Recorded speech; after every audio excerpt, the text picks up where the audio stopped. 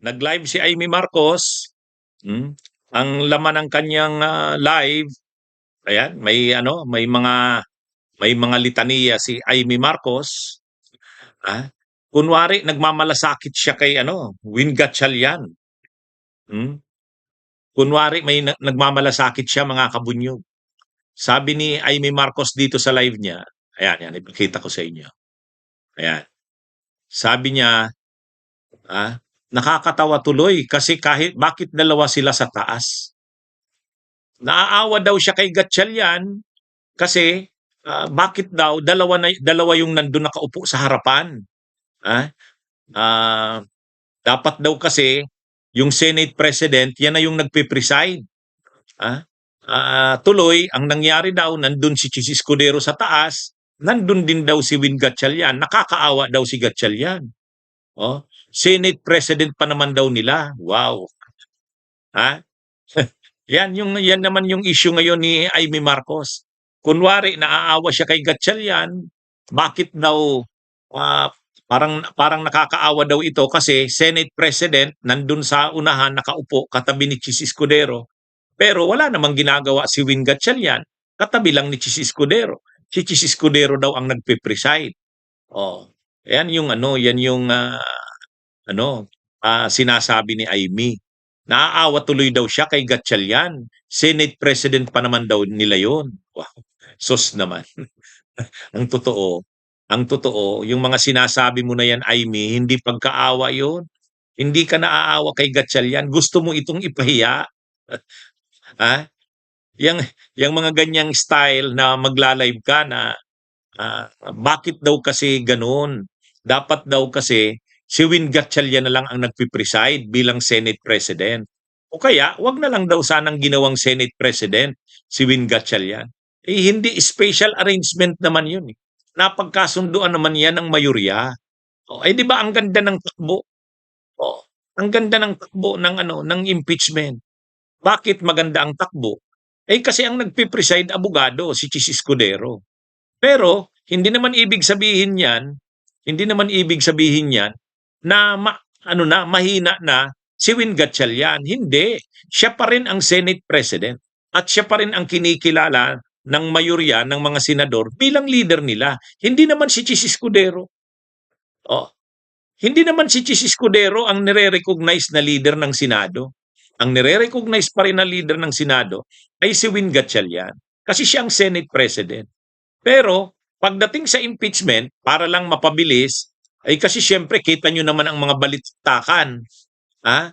Mga abogado yan, nagbabalitaktakan. Kahit magaling pa si Win Gatchalian, may limitasyon din siyempre kasi hindi siya abogado. Hmm? Sa totoo lang, bakit gusto nila na si Win Gatchalian ang mag-preside nitong grupo nila Cayetano at nila Amy?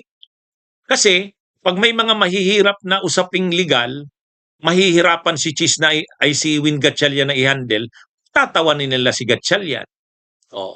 Gusto nilang ilagay si Gatchalian sa alanganin na sitwasyon.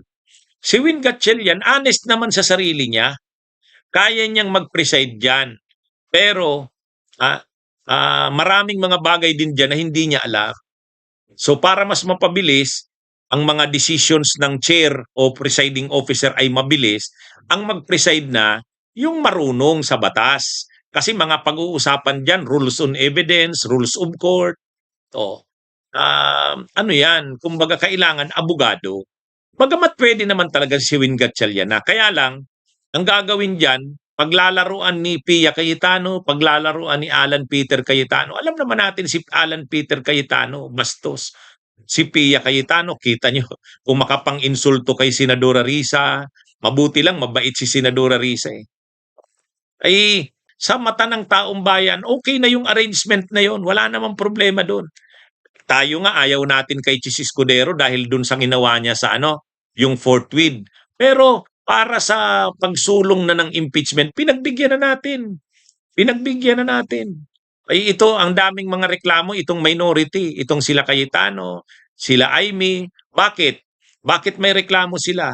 Kasi maganda ang takbo eh. Smooth ang takbo. At nakikita nila na napapahiya ang kampo ng depensa. Yun. 'Di ba? Mga kabunyog, mga kababayan, akala mo naman itong si Aimee nagmamalasakit kay Gatchalian. Sabi niya, dapat kasi si Win Gatchalian na lang mag-preside kasi siya ang aming Senate President. Nakakahiya tuloy. Wow. Nakakahiya daw na nandun sa harapan, katabi ni Chis Escudero, pero wala namang ginagawa si Win Gatchalian. Oh, yun yung kanilang issue ngayon. Sa totoo lang, mga kabunyog, mga kababayan, sa totoo lang, pagdating sa atin na taong bayan, okay na yun. Ang importante, gumulong na ang impeachment. Ang importante, gumugulong na ito, nagsisimula na. Yun. Ha? Tayo, sa totoo lang, ang dapat na magreklamo, ang dapat na umayaw na nagpipreside si Chis Escudero, tayo. Kasi tayo yung binastos ni Chis Escudero. Tayo na mga nagsusulong ng impeachment ni Sara, nabastos tayo sa ginawa ni Chis Escudero. Pero kaya nating isang tabi yun. Matured tayo, professional tayo. Pinagbibigyan natin si Chis. O sige, Chis Escudero, ikaw mag-preside. Ikaw ang pinili ng mga mayorya ng mga senador. Pero ipakita mo na hindi ka na tulad nung dati. O yun, mukhang ayos naman ang takbo. Smooth naman. Ha? Bagamat may hindi rin tayo sang-ayon sa ilang decisions ni Chis Escudero. Katulad nung desisyon niya na 16 daw ang kailangan para makonvict si Sara. Dapat hindi pa muna yun dinesisyonan. Yung pinabalik niya yung box ng income tax returns ni Manscarpio at ni Sara, hindi rin maganda yon. Pero kaya na nating i-tolerate yon. Pwede na yon. Para lang gumulong na ang impeachment. Ay itong sila ay hindi pa rin makamove on. Hindi pa rin makamove on. Kunwari, nagmamalasakit sila kay Win Gatchalian kasi sabi ni Aimee, naaawa naman kami kay Senate President. Senate President namin yan. Tapos ganun, hindi niya malaman kung ano ang role niya dyan sa impeachment. Sus naman. Nilinaw na yan ni Senate President Win Gatchalian. Ang sabi niya, pagdating sa mga administrative matters ng impeachment, administrative matters, halimbawa, yung security ng Senate, yung kaayusan sa Senado habang ongoing ang impeachment trial, yung yung mga staff ng Senado na mag-a-assist sa impeachment, sinong magtitiyak noon? Siya bilang Senate President. Pero pagdating na sa proceedings ng impeachment trial, yung mga motions, yung mga ng mga abogado, defense, prosecution, trabaho yun ni Chis Escudero bilang presiding officer. Yun ang team up nila. Maganda naman ang takbo. Maganda naman ang takbo. Sino lang ang nagrereklamo? Itong kampo nila Cayetano at nila Aimee Marcos. Bakit? Kasi nakikita nila na maayos ang takbo. Ayaw nila na maayos ang takbo ng impeachment eh. Ayaw nila. Gusto nilang guluhin ang impeachment, isabotay, i-delay. Yan yung sa totoo lang.